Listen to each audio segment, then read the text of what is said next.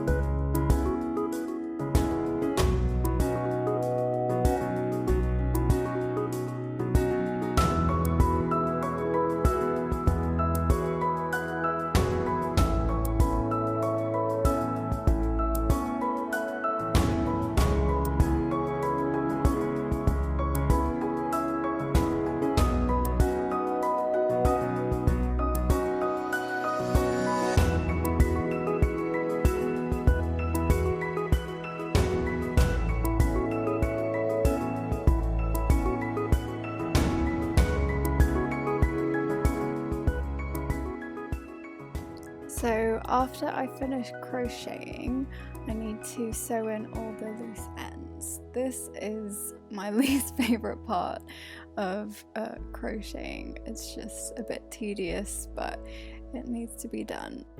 So I thread the loose end through the needle and then take that needle and put it through the bits that I've crocheted. This just secures the thread and makes sure it doesn't come undone.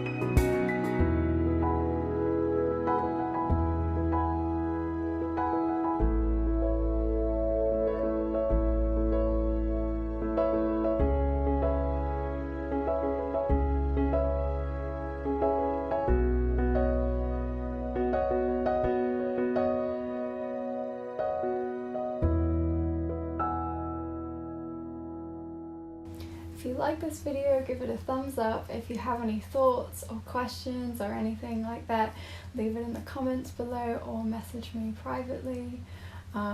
These earrings are up on my Etsy shop. I have sunflower ones, I have daisy ones, and I have some pink cherry blossoms as well. So yeah, head on over there if you don't want to crochet along and just want the earrings. Thank you for watching. I hope you have a lovely week and I'll see you again soon.